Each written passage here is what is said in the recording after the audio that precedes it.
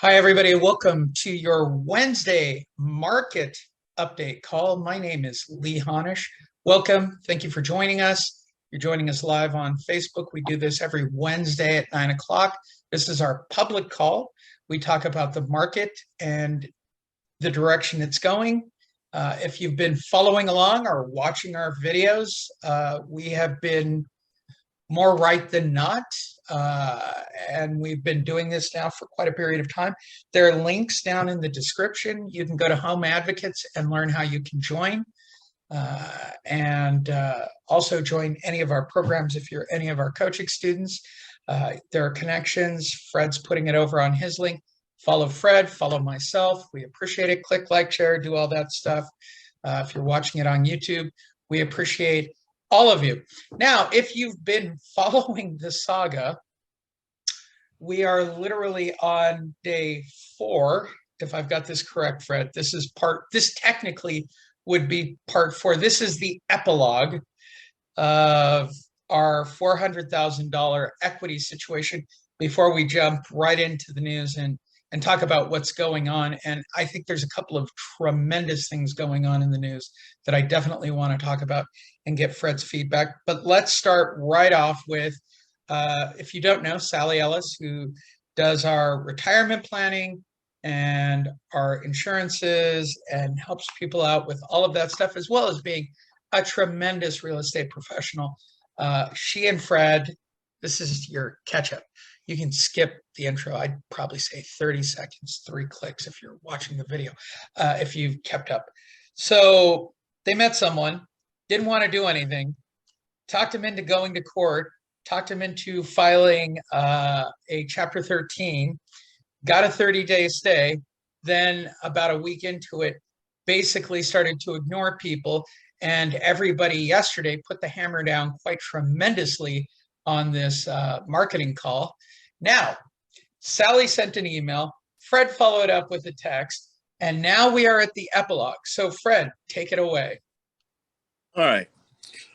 So you got the gist of it, but it's a little bit the details are what are jaw-dropping. That's the details, and the details are that the wife is really sick, and they got $79 in the bank, and the details are that they have $400,000 or $500,000 of equity, and if they don't protect that equity, they were going to get kicked out of their home on August 2nd, and we went there 3 days before the trustee sale. Sally went there, and usually we tag the properties, and we put our little UPS or whatever labels that we have, and then they call this number, and then we set up a time to go talk to the homeowner about the 9 options to foreclosure, and we try to, it's a face-to-face, and we try to help them out. Well,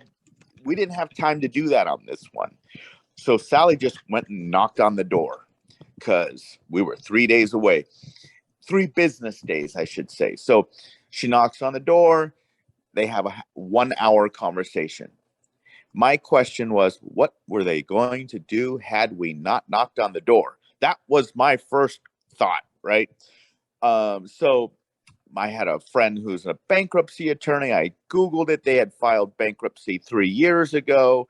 And I know that a Chapter 13 can, delay a trustee sale, and all these conversations that went on in between. Should I file the Chapter 13? Should I not? I don't want to do fraud because I'm, not necessarily telling the truth about my finances, blah, blah, blah. I'm like, dude, if you don't listen to me right now, you're going to lose your house. You have to file Chapter 13 bankruptcy. I got my bankruptcy buddy on the phone. We confirmed that as long as it's been more than 2 years from the original file date, that you can file another Chapter 13 bankruptcy. That's what we did. He didn't have a car. He had a car, but it's been just it's been ridiculous is what it's been. It's like pulling teeth, right? And of course we're sympathetic, but I literally, want to shake this homeowner and say, you got to listen to me. You are going to be out on the streets. Your wife is not going to make it. So finally, during yesterday's call, after it was August 2nd is the day that we stopped it. And he had, a ton of bricks, lifted off his shoulders. And then he said, tomorrow I'll talk to you. And then we said, we need to come up with a game plan, blah, blah, blah. That was Wednesday of last week. Thursday, Friday, nothing. Finally, I texted him again on Friday morning of last week. Nothing, no response. And so yesterday at 9:23, because everybody's, giving us a hard time in the group, or not a hard time, but telling us what we need to do. I sent a text message at 9:26. Hey, any update? Are you working with the realtor? And then I put in parentheses, hopefully, question mark. And yesterday at 11:13, I sent another message after hearing all the responses from everybody in our coaching group. And he said, and here's what I wrote word for word. I said, at this point, we will recommend selling your home and closing escrow before September 6th. Now, we had not confirmed that September 6th date, but that's what they told the homeowner at the trustee's cell. So then the text message goes on to say, or bringing the loan current and paying the arrearage approximately $97,000. I'm here to help. I will not be reaching out anymore. I would like to get a video from you how we help stop the trustee sale when the timing is right. All the best to you and your wife, Liam. I hope she is doing better. That was my text message. That was at 11:13 yesterday morning, Pacific Standard Time in California. At 11:37, 24 minutes later, he responds and he says, this is hardcore. All right. Be prepared for this. This is pretty crazy. It's unbelievable if you ask me. It shows vulnerability, transparency, and their desperate situation. It changed my perception as soon as I read this message. Here's what it said. Here's what we're up against, Fred. The house is not in any condition to show. Maggie's physical pain and fatigue is chronic for the last 25 years. She now has developed a heart condition that further limits her activity. The place has accumulated stuff to the point that it is a hoarder pile. My mental health has suffered with severe depression due to the stress of it all. The committee of critics in my head giving playbacks of a lifetime of questionable choices and my propensity to inevitably pick the wrong one puts me in a defensive position and avoiding those that want to help. Sleep is not restful. I'm at the end of a fraying rope, losing grip. Oh my God. I'm like, holy shit, this guy is going to commit suicide. Please don't do that. Don't do that. But that's where this guy's mental state of mind is. Are you reading into that the same way that I am? I'm thinking that his clock is making its final ticks. When I read that, I'm like, holy cow. And the guy's smart. I mean, look at the word choice that he uses. It's crazy. It's crazy. It's psychologically it's a little unstable, but I know Dr. Terrell Miller's on the call. I also don't know if I believe it, and that's me being a cynic. Yeah, I believe it. I believe it 100% because Terrell said it yesterday. Focus on the health of the wife, right? That's what she said.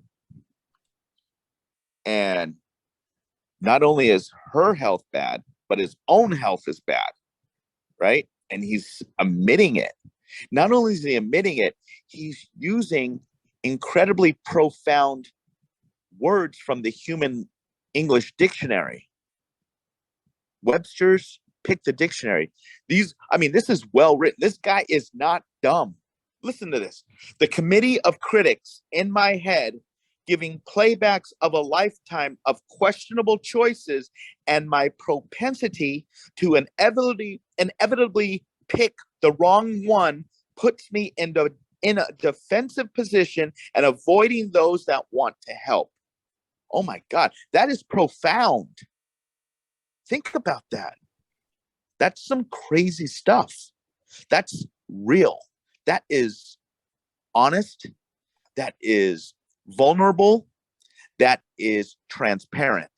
Those are the three words that I would use to describe that sentence. That to me is the lowest of the low. Like, he's like saying, I've made a lifetime of bad decisions and I'm about to be kicked out and kicked to the curb, so to speak. Oh my God, the email is even worse. I mean, the email just shows them how jungled, but this was transparent. This is where I said, okay, this guy needs my help. I'm going to help this guy. This is a bad situation, right? But then you read the email and you're like, this guy is so freaking difficult. And I said to him, sounds difficult. I'm sorry. I want you to know that I've been in your exact position before, and that's why I got involved with helping people in foreclosure, because I know exactly the same feelings that you're dealing with. I had 2 foreclosures myself, and you are only dealing with 1. So I get it, right? I'm in the process of trying to clear rooms. This is his response, to at least get photos to show the house has good bones. And then I said, I'm going to have Sally call you because I don't want to come across too harsh and say the wrong thing to you. As gently as I can put it, you don't have enough time to do anything except put a for sale sign on this property. Is it okay if I have Sally reach out to you? Right? Seth Godin. Then he says, no broker parades. The COVID thing has Maggie unwilling to go to a doctor's office, so having anyone in the house is out of the question. And then I said, that analogy is heart-wrenching. I've been working in this market for 14 years. Here's 3 people we helped save their homes from foreclosure. One of them spoke Spanish. Here's a realtor in Palm Springs by the name of Roger, and I provided the link. Here's a Bakersfield homeowner 10 years ago. I provided the link. Here's a Hispanic lady. I spoke to her in Spanish. I provided the link. And then I said, a reverse mortgage is an option to foreclosure and to avoid foreclosure. And I provided a link. And I said, I get it. We have to come up with some ideas to go over with you. And he goes, his response was, we buy houses cash, mail daily. Those are low ball vultures. We simply can't afford to accept an offer $200,000 below the comps. Oh my God. Did you hear what the condition of his house was in? Right? Yes. You can't go in and see it. What? Hold on. Are you what? Who's going to buy a house sight unseen? Right? This isn't March of 2022. Right? The home buyers have options now. They can go look in many other homes and go inside of them and not see a hoarder's home. Okay? Mr. Please listen to me. Right? And then I just said, my response was, totally get it. I will have Sally call you after lunch. And that's where we left it. So Sally and I get on the phone. We talk for a half an hour. We decide, all right, we're going to send this guy an email. I said, before you send it, Sally, let me review it. She sent it to me. I reviewed it right away. We came up with an email. Sally hit the send button, and we sent a great email. And the email, I mean, I think we should probably read it. It was really good. And, we're not giving away anybody's name here or anything. So Liam. It's not like, yeah, but not his last name, right? Or his home address. So I'm looking for this email that Sally sent. Here it is. And the subject line said, "Can we talk?" And this was yesterday at 3:48 p.m. "Hi, Liam. I wanted to check in with you since we haven't spoken for a while. I can't tell you how happy I was for you and Maggie that you were able to get a reprieve from last week's sale," meaning the trustees sale that we stopped, and we helped them with that. "Thank goodness. I hope Maggie's feeling better. That said, we are out of stop measures, and now we have to decide what the next smart move is for you. Thank you for your honesty and transparency with Fred and me while we try to help you get out of this terrible situation that you and Maggie are in. I know you're feeling very vulnerable. We're doing our level best to help you without adding to your stress. In order to qualify for a reverse mortgage, you need to show enough income to cover property taxes and insurance, which you can't. This means we are left with the only way out of your situation is to sell your home. If you choose to try not to sell at this point, there's nothing more either Fred or I can do to help you. Obviously, you understand the ramifications of doing nothing. We sincerely want you to avoid this outcome for you. Do you want to sell your home as is, interior sight unseen by prospective buyers, or do you want to sell it for top dollar and preserve the substantial equity that you have today? If the rent was paid on a new living situation, would you consider living somewhere else while we fix up the property to bring it up to current market value? These are your current options, as is or rehab. This is purely your decision. We cannot recommend one over the other. All I can do is describe both transactions in a bit of detail. You need to tell us which way to proceed. There's another minute or so of reading this. The fastest option is to put your house up for sale as is, but the only way you're going to positively close a sale before September 6th is to sell significantly below market to a cash investor. I can take your as-is listing, put it on the MLS, and market it all day long, but the chances of finding a retail buyer who is willing to buy sight unseen is slim. Would you buy a home that you can't walk through before agreeing to buy it? We only have 27 days before the next auction. Make that 26. A buyer who needs a loan won't be able to close escrow in that amount of time, even if I found a buyer today. The second option is Fred is willing to catch up your arrears and front the rehab costs to bring your home up to current market value. You and Maggie would move out to temporary quarters for which Fred would cover the cost. Because your rent would be covered, you would not have to be concerned about qualifying to rent. I spent some time looking and found month-to-month rentals in Santa Clarita, the San Fernando Valley, and the Simi Valley, so there are choices out there. I even checked Travel Village for possible sublets, but they don't have any, but they don't have that. This option would take a bit of time, but it would get the best sales price on the home and give you the most possible equity out of the sale. Please advise us which way to proceed. Time is short. The shorter it gets, the lower the likelihood that we have enough time to help you, particularly with an as-is sale. The one thing I can assure you is once we get you over the hurdle of selling the house, you will have cash in your pocket and life can get better. You and Maggie both need that. I'll be calling you to discuss this further. Once we are in agreement with how to proceed, Fred and I will come to you to discuss the details. That's a pretty good email, wouldn't you agree? I would agree. Right?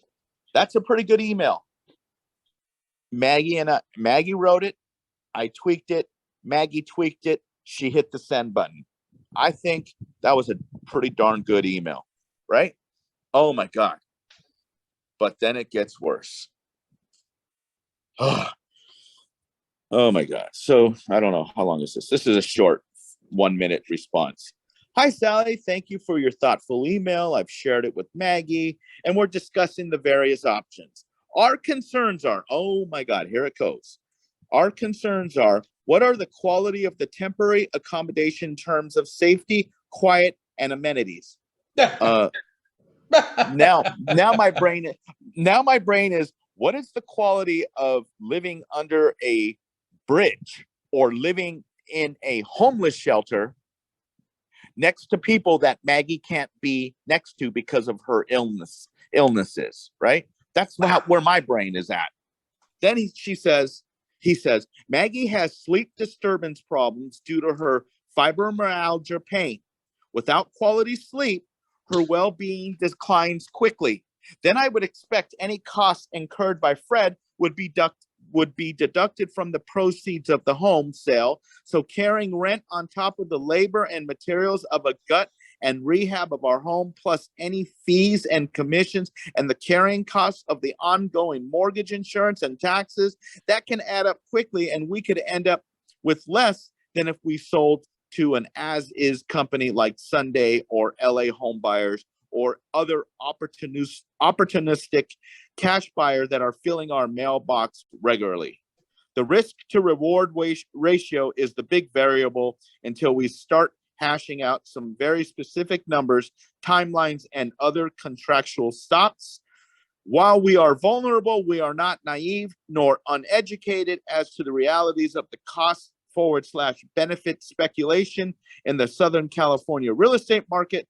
Castaic is one of the last hot jumping in points that is within a 1 hour radius of downtown LA. Our value went up 300,000 in the last 2 years. With all the development east of the I-5 and south and Highway 126, that will increase values here. Timing is prime. Investors will or should already be aware of this. We wish we were in the position of writing this one out as we did in the 2008 bubble burst, but our circumstances have shifted since then. We lasted 20 years here and are grateful for our blessings, but we must also stay shrewd. You have been wonderful to us, and we so appreciate you and your concern and effort. Thank you again. Blah, blah, blah. All right. Okay. Holy cow. Maggie's all, I don't know what to do with this one, Fred. I'm like, oh my God. I know what to do. Sally, you mean, not Maggie. Oh, yeah. Sorry. Maggie's the wife. Yes, she is. Sally says. No, she's completely back crap crazy. Yeah. 100%. The reason why we're doing this, right? Regina's so right. How can you be so smart and so stupid? Great. That's great. Well, that was the discussion yesterday, right? Like, so the discussion yesterday was, this is the inevitable outcome. Somebody's in his ear. And he's not going to do anything. And in 26 days, Fred, he's going to live in a homeless shelter. He's actually manifesting his destiny. That I agree with. But his statement was, when he was vulnerable in the text message to me, his statement was, my lifelong choices have caused me to be questionable with my next choice. Okay. So then sell it as is. We'll buy it from you. We'll turn around and flip it. I'm good with that. That's what all fix and flippers do. They try to find these kinds of deals. All right. We'll buy it from you. He's a part of the Zillow effect. He went online. Yeah, being consistent with his lifelong choices may or may not be true, depending on whether he decides to work with us or not. Obviously, we're not going to take advantage of this guy. Obviously, we're giving him solutions to get top dollar when he sells his home. and he's saying that he doesn't want to take an offer $200,000 below market, but yet he's going to be on the street and he's concerned with his living conditions, but yet if he goes to the homeless shelter, you don't have a choice on your living conditions. So either homeless shelter or a hospital bed. And then you're never going to be able to pay that hospital bill. So then that's selfish, because that means some CEO at some hospital is going to get chastised. All that money. Yeah. Or, spend $300,000 or $400,000 in the hospital trying to save someone's life who's dying, and they can't pay the bill. And these hospitals don't turn patients away that are dying. They help them. So that's their reality. And then what is he going to do for the rest of his life? What is he going to do? Is he going to live in a homeless shelter and then be alone by himself because his wife passed away? I mean, is that a reality? Is that a possibility? From what Sally is telling me, she's got 1 week to live if she gets kicked out of her house. 100%. That was Sally's assessment. And I'm like, and this guy has got the audacity to talk about his living conditions? 100%. While we fix up the house? Like, I was just thinking, what happens if we just go buy a $5,000 or $6,000 camper trailer and park it in the front driveway of the home and just apologize to potential buyers of the home and say, we're sorry, but the sellers are living in there while we rehab their, fix up their house. That's a much better conversation to a potential buyer than not being able to see inside the home, and at least they could be on their property. I don't know. I don't know. I don't know. But what I do know is that I gotta go back to, moving their shoulders back and forth and say, listen to me again. So we're at the point where we need to go over there to the house.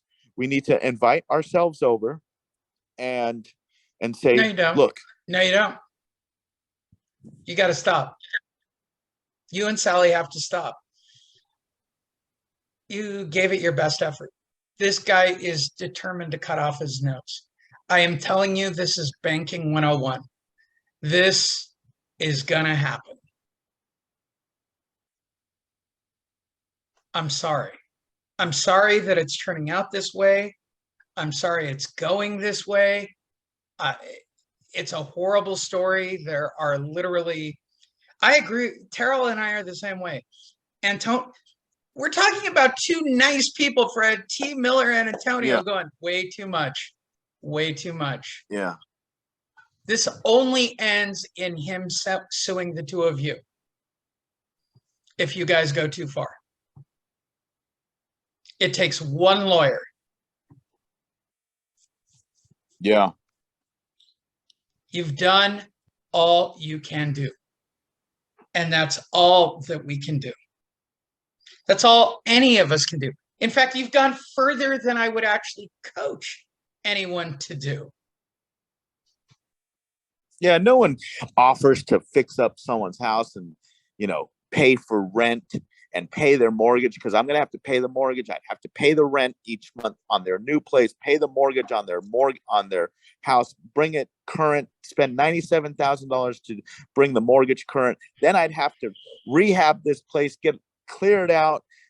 I don't know. I don't even know what the rehab is, but let's just say I have to put $100,000 into the house. So I'm $200 into the home, and then I got to pay the mortgage, and then I got to pay their rent, and then I got to pay their utilities, and I got to pay everything so these people can live. Come on. What are they also going to ask me for? Better food stamps. I get it. I'm okay walking away. I'm perfectly fine with it. I did my good deed for the day. I helped the old lady cross the street. She was hitting me with her cane as I was crossing the street, but I did my good deed. And if I just got a video out of this at this point of how I stopped the trustee sale? Oh, I look, literally, Fred, I would burn all four parts of these onto a CD for both you and Sally. And when you reach a potential individual like this, I want them to all listen to me and look into the camera at this moment.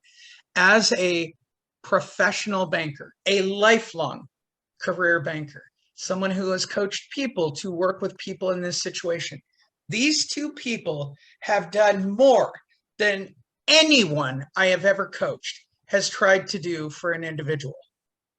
This, and hate me if you must, is a glorified moron who is determined to be thrown out onto the street and live in a homeless shelter and watch his wife die.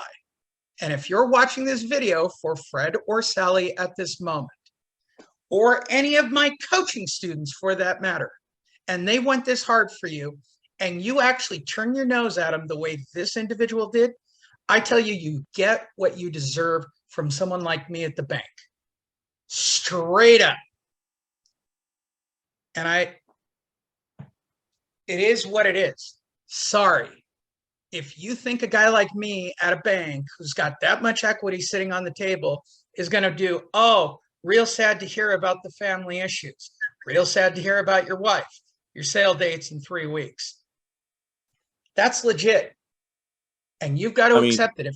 If I'm serious, and I hope everybody uses this, or whoever's watching this, or as a replay.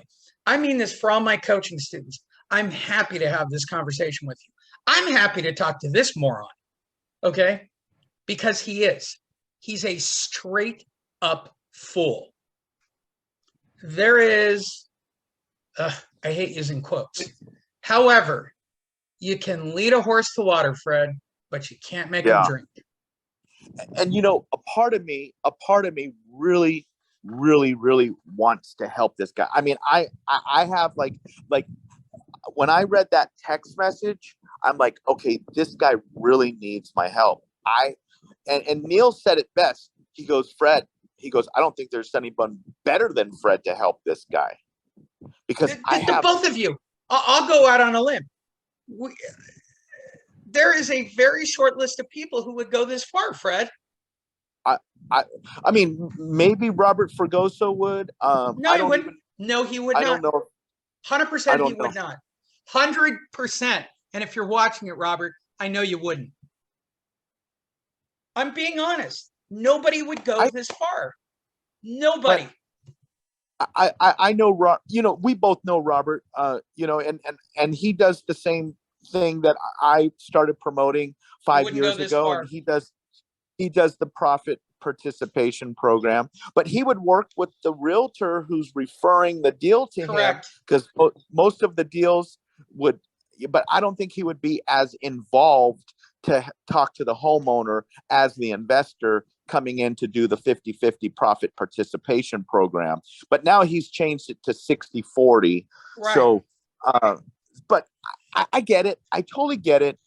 All the stuff that, everything that's being said. I'm not dumb. I'm not married to this transaction. There's nothing wrong. Yeah. There's nothing wrong with caring. Okay. It is the greatest element in my life to be involved with someone who cares about all living people. I'm not him. I don't trust him if I can't throw him that far, right? And in my basic COVID state, I can't throw people very far currently. So I am telling you how the outcome of this is with almost 99% assurity, unless this guy has a legitimate coming to God moment. This guy is determined to do what he wants to do, and he sees it the way he sees it. And the only people who are going to get hurt in this are you and Sally. What's crazy?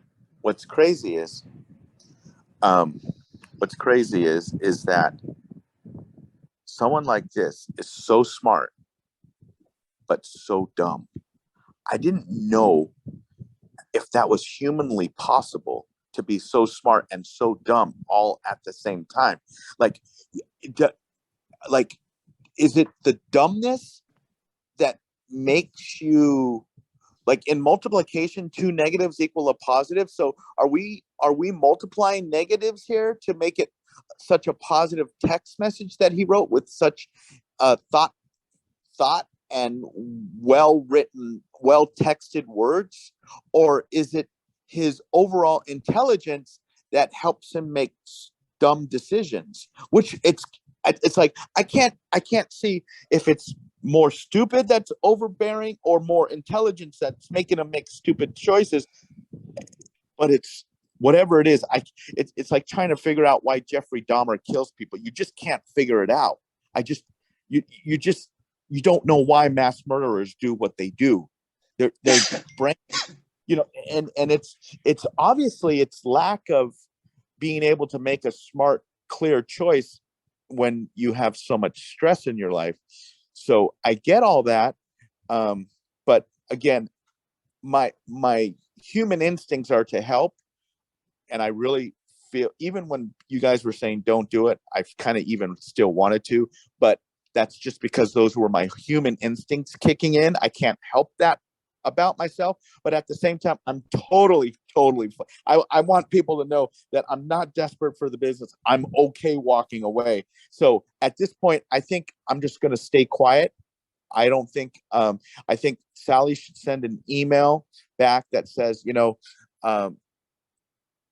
Liam, we appreciate trying to help you. We've done our best. We've given you our best information. We don't think that you're thinking too clearly right now, and we understand why.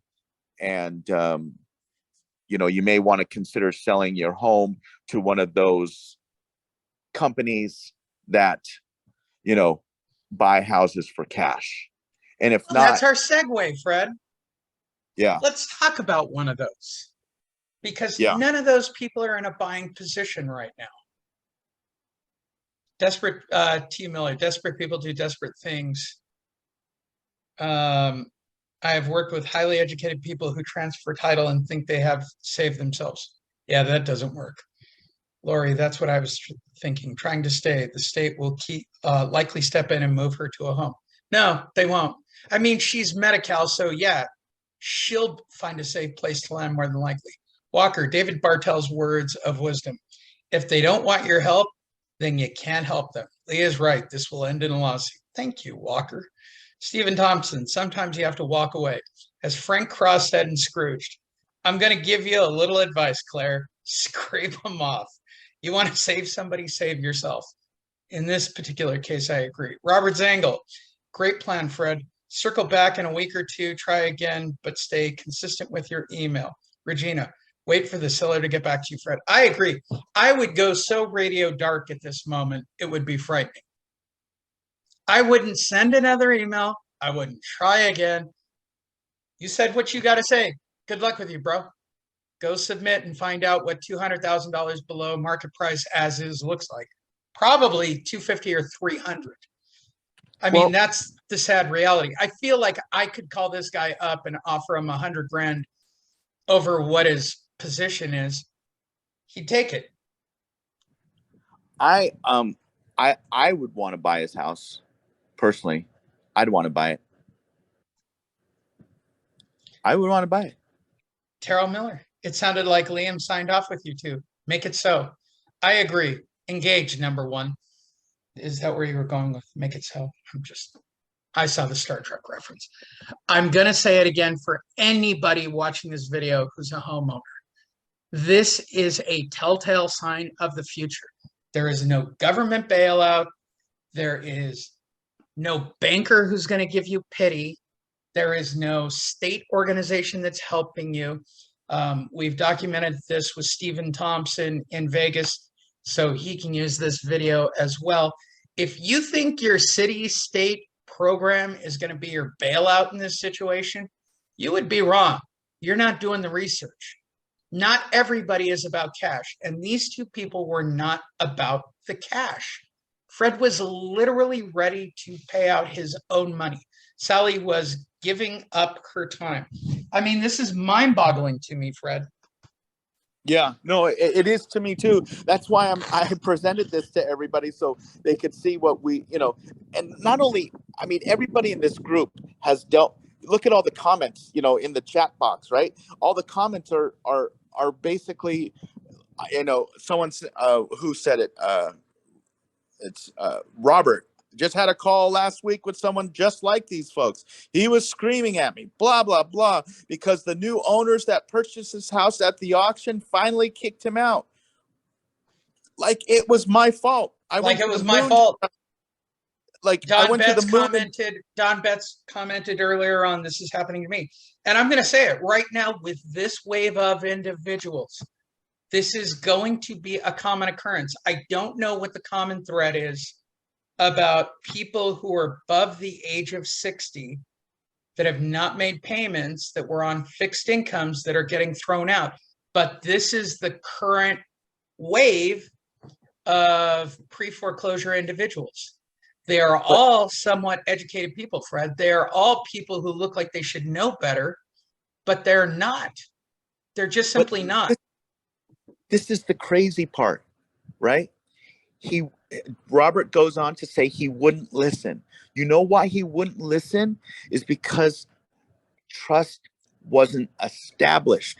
Just like my guy said, I have made a lifelong choice of poor decisions, which has prevented me from basically trusting myself to make another poor decision. So here's people that are trying to help me, but I'm so good at making poor decisions that if I accept your help, that's probably a poor decision. So I'm not going to accept your help. Yeah, that's rocket science. That's right. Literally, let's launch a golf ball at the moon at this point, bro. That's real rocket science. Or I can do another quote here. They're looking a gift horse in the mouth, which I don't know what that means, but apparently it applies here. Yeah. So at this point, I'll wait a week or two. I wouldn't even wait a week or two, Fred. Drop it. He'll call. I guarantee this guy's going to call on the 5th of September.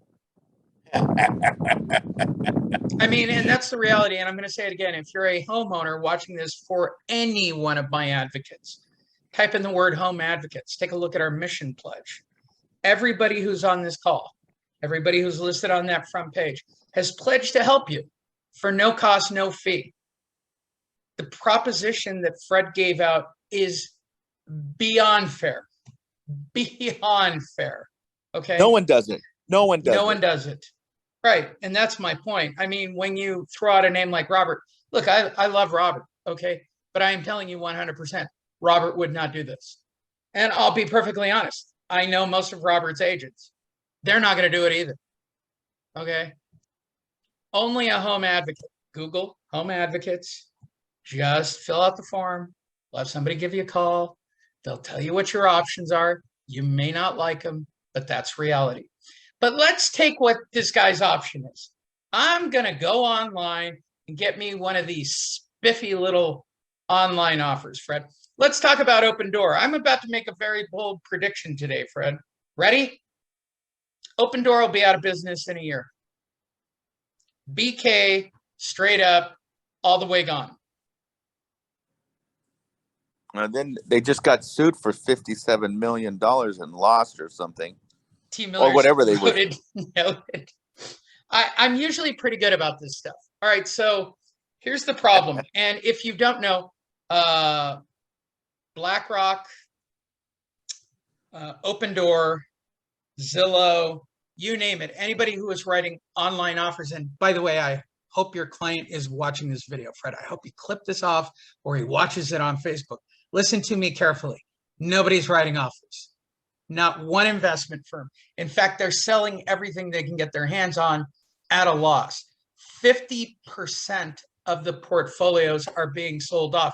And if you don't believe me, let's take another step over to Mr. Elon Musk. Fred, why would Elon Musk, in the middle of a recession with everything that's going on, with one of the hottest commodities on the planet, who just got the chips bill and everything his way, want to sell 6.8 billion shares of his stock in the middle of all this horse crap? He sees what's coming. That's right.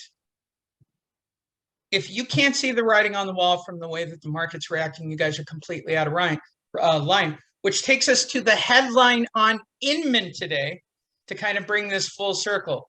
What's the number one Google search right now? Will the housing market crash?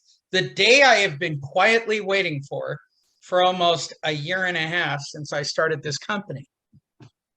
If everyone thinks the market's crashing, if all of the real estate companies that are online, and I say this to any publicly traded real estate company, from originators to new homes, all the way to brokerages like ESP, your stocks are losing money. Fred, why are all these companies that are in real estate losing money? Why would investment companies like BlackRock or Zillow or Opendoor or Redfin be laying off tens of thousands of employees and their stocks have plummeted by double digits? Well, as I've been mentioning, my dog's barking. As I've been mentioning, when we start seeing massive layoffs in the U.S. unemployment market, when we start seeing that, we are going to be in a lot of trouble. Until that time, we do not have a major problem. But CPI just came out this morning, 8.5%, down from 9.1. That's a big drop, okay? 528,000 new jobs created in the U.S. economy for the month of July. Way above expectations. People are going to work because they can't afford to live. So they're looking for jobs. And the jobs are out there, even though there's a lot of industries that are getting their butts kicked right now. I mean, Loan Depot just shut down their wholesale division. They were the second largest company in the United States. They are out of business. Bye-bye. See ya. Okay, I'm telling you, there are a lot of good and a lot of bad right now in the economy. But the good is outweighing the bad. But I hear what you're saying, Lee. I hear it. I hear it loud and clear. I can repeat everything that you said. And we're recording this, so anybody could do the playback and replay exactly what you just said. I'm not against it, but it's not until we start losing jobs in the U.S. economy. Because if you have a job... Let's talk about that. Did you read today that Walmart is planning on shutting down stores and laying off employees? Shutting down stores? Yeah, it's on the table. Uh-huh. Yeah. I'm telling you this from being here locally in Vegas. There's nothing on the shelves. If you have no product to sell, how do you sell product? You got to have stuff on the shelf. At some point, people will stop showing up. Yeah. It's all hitting the wall, Fred. Yeah. I think Elon Musk is literally a summer away from the curb, and he's not going to wait, and he's taking it at top dollar. I think he's a genius yet again. If nobody can see what Elon Musk is doing, unless he's going to buy an entire healthcare platform or build another rocket or whatever the hell it is that he does for his fun, that's a lot of money that he is backloading. And I think he's a year off from understanding this. It is a very, very smart strategic move to go cash heavy, which is what a bank does before it goes out of business, right? So the big deal at IndyMac before they went under was, how do we get as much cash back to be liquid, right? Because we all know that we do. I'm going to get technical here. Please feel free to go watch videos on our YouTube channel. We do fractional banking, right? So a dollar is not a dollar, right? You only keep 10% of the dollar, you lend 90%. That comes back around, and you do it again, and you do it again, and you do it again. It's called fractional banking. We do it here in this country. It's been going on forever. It's why banks go out of business. That's the short answer. If you'd like to go watch the video, please go to homeadvocates.io, click on the video link, scroll all the way to the bottom. I think I talked about it 14 years ago, being the actual downfall of the US dollar. The reason I bring that up, when a bank starts to go under, the first move you make is try to make yourself more liquid because you're afraid, much like what happened in China with the, what is it, 300 trillion or billion or whatever crazy number they're talking about that got stolen from the people. Everybody goes to the bank. Everybody wants their money, right? That's how a bank goes out of business. And generally speaking, the best of the best banks keep 50, 60% liquid. Max. They're only about 50, 60.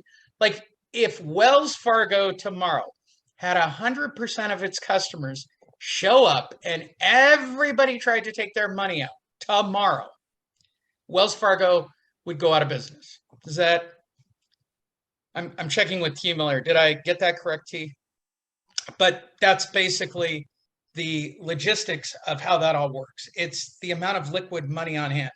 So now you have the richest guy, or one of the richest guys on the planet, liquidate billions, Fred, not millions, billions of dollars of his stock assets this summer.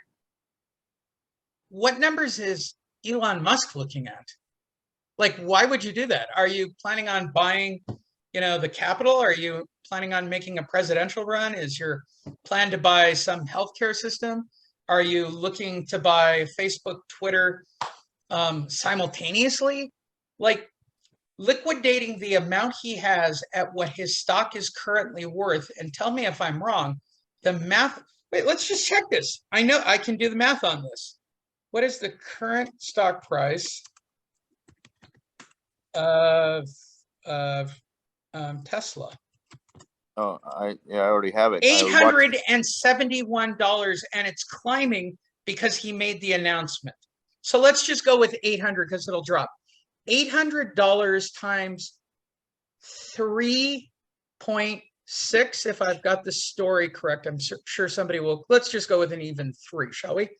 That's $2.4 trillion or something, Fred, if I've got the math correct. I'm sure somebody will correct me on it, but we're talking $2.5 trillion if he liquidates that much stock. That's a lot of money, well, Fred. So he's in tight with the government. The government is going green. This DEF fluid is causing problems for the trucking industry. He's building 18-wheel electric trucks. The government loves companies like Elon Musk and Tesla, and the government's going to love him even more when he sells. He doesn't need $3 trillion, Fred. But when he sells that stock, there is something called capital gains, and the capital gains from the sale of that stock is going to make the U.S. government a very happy person that Elon Musk is doing that. So they're just going to be collecting the capital gains tax on the sale of all that stock. So they're ecstatic. Like when you sold your stock that you're going to get rich, right? Even though the U.S. government has a $50 trillion deficit. It was 19 trillion before. I don't even know what it is now, but it's something ridiculous. So this isn't going to be it's not going to be a $1 trillion capital gain, but it's going to be in the hundreds of billions of dollars, right? So they're good. They're good with it that he's selling it, and the average U.S. investor doesn't know, and they may hear, I'm hoping he's only offloading. I honest to God hope that it's a misprint in the story, but the way I read it was 3.2 billion shares. Hopefully it's just $3.2 billion in money. But either way, if I add it up with literally every Wall Street firm that is liquidating housing, and we're watching the rise in that. Let me break it down. It's bad, Fred. It's bad, Fred. Let me break it. It's bad. Just pretend Elon Musk is watching us right now. right? All right, let's pretend. I'm going to talk Well, to his you, algorithm Mr. certainly No, is. no, no, no, no, no. Listen right now. All right. Elon Musk, if you're watching this right now, hear my words. You're a smart dude, okay? I'll say this straight to his face and I'll point my finger at his face when I do it. I'll do the same thing to Donald Trump. I don't care who it is. I'm going to tell you something. Whatever you do, make sure it's for the best of humanity because you are that type of individual. You are not an individual that is all about just you got money. So who are we? We are two peons compared to you. We are two squirrels trying to get a nut. That's who we are. We are just two little squirrels. My name's what are the squirrels' names in Chippendale, Snow White? Chippendale. I know where Yeah. you're going, Chippendale. Okay, we're Chippendale and whoever we are. We're just two little squirrels, playing in the garden outside right now. And you're filming me on your little cell phone, and you're saying, "Oh, look at those cute little squirrels, bouncing around right now." That's all we are. We're just two little squirrels. You're the big squirrel, right? You're the big squirrel. You're the one on top of the mountain. You're the one that can change things. You, BlackRock, Union Pacific, all you guys can change stuff. Here's what I'm going to tell you. Do good for the humanity, not for your pocketbook, not for your stock investors. Do what's good for the humanity. And you know what? I think he is, to be quite honest, because they're going green and he's all about going green. Now, if he's, doing things that are not right, that are hurting the environment with these batteries and stuff like that, and that is that worse for the economy or worse for the environment than pollution to the environment? The population in our country is growing. The population in the world is growing. There are like Mexico, they just take all of their sewage and just off you go into the Pacific Ocean. See ya. They don't have treatment plants like we do down in San Diego. It's just disgusting. Don't drink the water. There's a reason why they say that. When you go to Mexico, yeah, I'll say that well, I don't want to say that. I might get killed for saying that. But, as long as I'm saying stuff to help the environment, to help society, to help the overall world be a better place, then whatever your decisions are financially to sell your stock, do it. But don't do it for the wrong reasons. That's all I got to say. And he's going to look at me. Oh, shut up. You're just a little squirrel. Who are you? I'm nobody. How many views do we get on our videos? Nothing. Right? But yeah, but it doesn't take a rocket scientist to see everybody going into cost cutting, complete analysis, complete breakdown, complete liquidation, and preparing for a storm.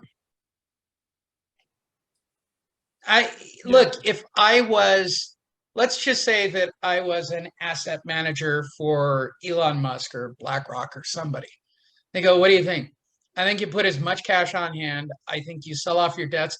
And the truth of all of the people we're talking about, Fred, including Walmart, all of them, they want to see the market go belly up because they can turn around. He can buy back his stock a year from today at $100 less if he wants to. BlackRock can turn around and buy real estate.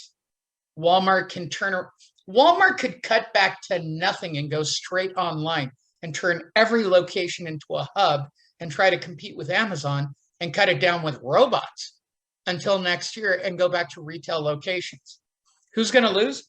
Best Buy not adjusting. They'll be out of business. If you can't see the writing on the wall for Best Buy, look at markets. Markets are the next one to go. We're all going to be ordering from Amazon. The almighty Amazon won the race. There's no staff, Fred. There's no staff. There's no staff. It's just delivery people. And once you get that turned into robots, welcome to the future. That's grinding into that direction, but nobody wants to go into that direction. And let's take it back to your individual getting thrown out, and we'll cap it here and take a few questions before I start red videos. But let's turn it all the way back to your guy, that poor one guy who can't see past his own nose for literally hundreds of thousands of dollars in equity because he can't see past the emotion of his situation instead of looking at it logically. The biggest thing I have been accused of historically in any relationship I've ever been is that I don't care.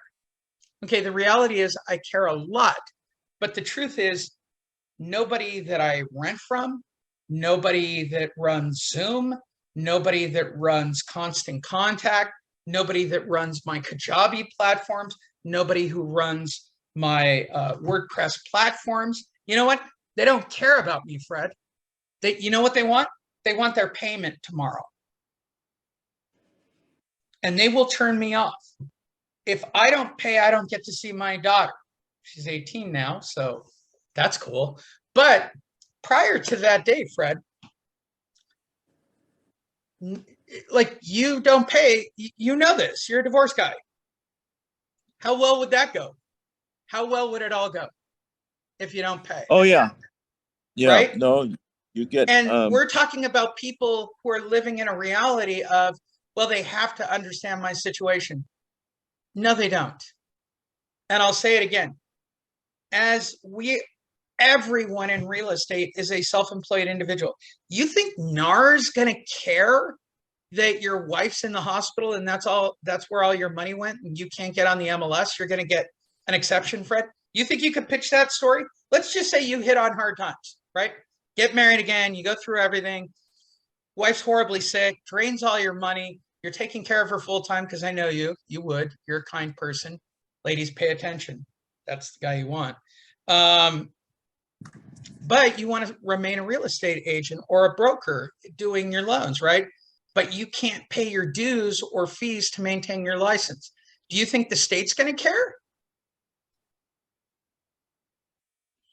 You know, I actually thought for this guy to go do GoFundMe, you know. Oh, his yeah, story, but nobody's going to care. Nobody's going to care. his, There's so many GoFundMes based on his principle. I mean, you guys could put up all 4 of these videos and maybe if you got lucky, maybe if you had the best marketer on the planet, which I'll say probably me, did some kind of thing and push this thing all the way out there to get. I don't want to help him, Fred. I think he's gotten all the help he needs. Like, if you showed up at my doorstep and went, Lee, what are you doing? Here's a check for $100 grand. Get your crap together. You think I'm not going to go, hey, Fred, you're right. Thanks. Thank you. Thank you. How do I ever repay you? Can I wash your car? Can I lick your shoes? That's not what this guy's doing, Fred. Over $100 grand of your help. Over $100 grand of your help. He needs to get on the news, and they need to tell his story and do a GoFundMe. That's what he needs. But I don't think this story is, there's no, but I think it's an amalgamation of everything that's going on in this country. Yeah. I truly think that the biggest mistake, this is the asset manager in me, I think the biggest mistake you can ever do is let people not pay, number one, because people who don't pay, once they don't pay, don't pay. And if you don't understand that, you have not been following me long enough, but I can tell you this historically with a bank. The minute you let people not pay, you are going down a dark road. Number two, the country gave out money. Was watching Blackfish again last night. It's reward behavior. Stay at home, do nothing, we give you money. Yeah, I agree with Brendan on this. Greatest teaching method in the world. Stop participation trophies. Yeah. We've all become, you've got a Tillamook, Fred. By the way, there's a great Blackfish reference. You got a Tillamook. This dude's going to grab you by the foot and drag you to the bottom of the pool. 100%. Yeah, You no, are victim number 37 of Tillamook waiting to happen. at this point, I'm gonna watch to see what happens. I'm gonna go to the trustee sale on September 6th. Yeah, I'm not gonna reach out to him anymore. I don't want it to look I want to look say like this so I don't sound like a heartless bastard. And I am. I'm a banker. Okay. It's still a part of me. My wife refers to me as Frank when I'm in these modes. There was a trainer who worked with this animal named Tillamook who came from a very small pen and started killing people in San Diego and then killing people in Florida. He now lives in a pool in Florida, comes out for the show, goes back to his pool like jail. Killed multiple trainers, attacked multiple trainers. And this is exactly what he said. I feel sorry for Tillamook. You're the trainer, Fred. You feel sorry for the homeowner. But I'm just telling you, this guy's going to drag you to the bottom of the pool. And Sally. And anyone else for that matter. I shouldn't have watched Blackfish last night. I really should. But the analogy works. Okay. As I mentioned, I'm okay walking away, and I think silence is the key right now. I think whoever was saying that, I agree. And that was my. I was going to send back an email and say, hey, we're at the point that you either need to sell this property or let us fix it up. But that there is liability. There's liability. And this guy's smart enough to know that he could call an attorney. And he's savvy enough. If he can use words like that, he can hire an attorney. And if you're using words like that, you're smart enough to call an attorney. I'm being honest. I don't know if just to defend the case would cost $100 minimum just to defend it. So it's it's horrible. It's not worth it. It's not worth it. I'm with T. Miller. Leave it alone, be done. And the only thing I really wanted to do is bring this full circle. Watch what the big boys are doing. Watch what's happening with an individual with boots on the ground in one of the hottest real estate markets on the planet. LA is still way at the top of its game right now. LA is one of the few places that's still really, really up at the top, hasn't lost too much of its equity. Days on market have gone up. The amount of inventory has gone up slightly.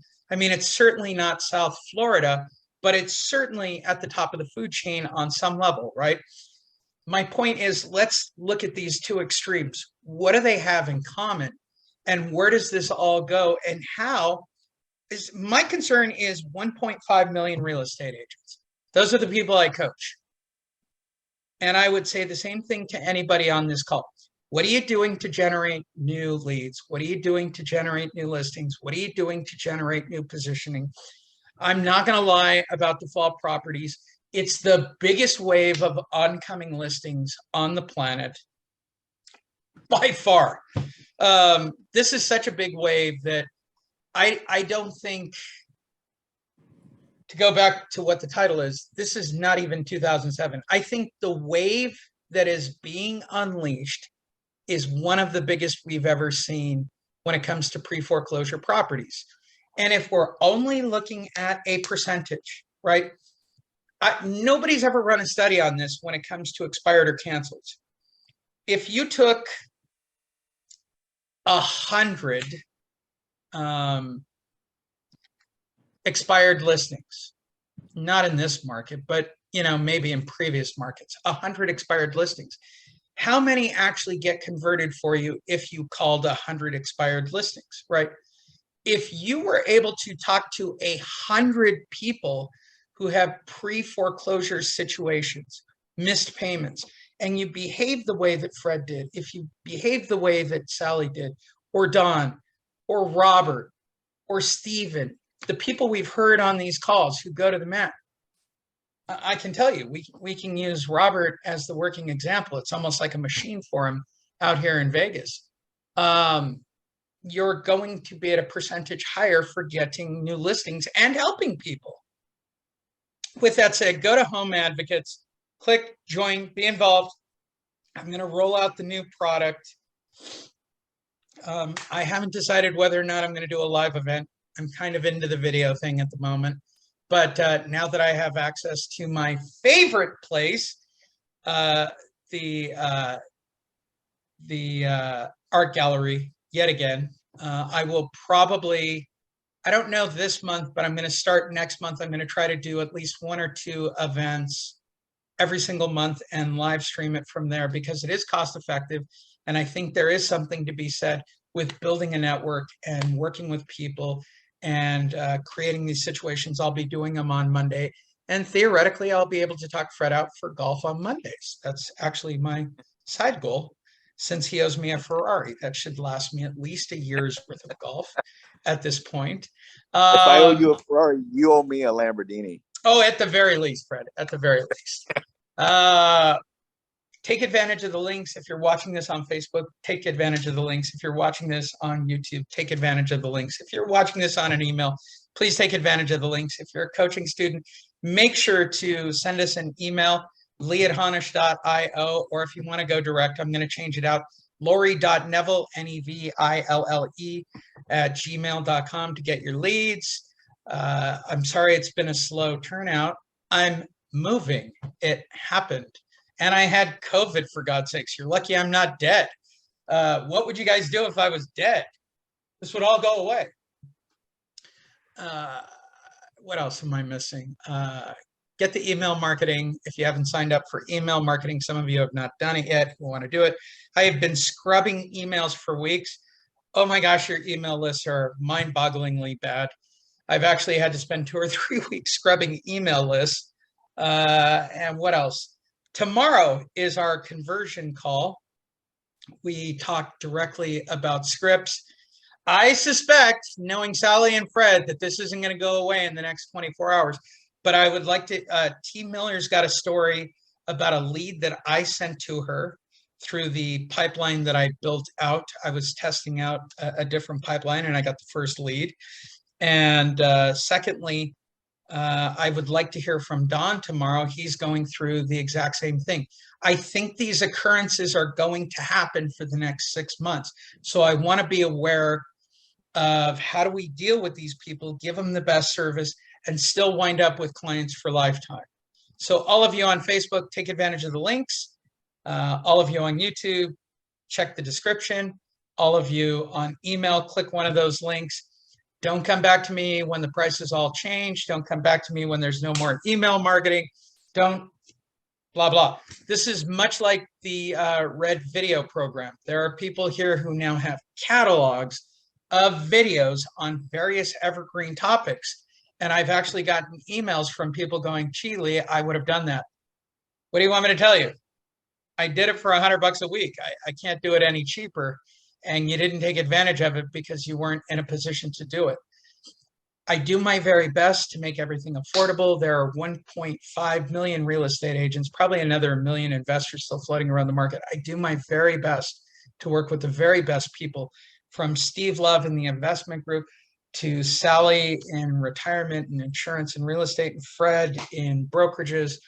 I am very humbled that this is the best mastermind and group of people to work with Default Properties.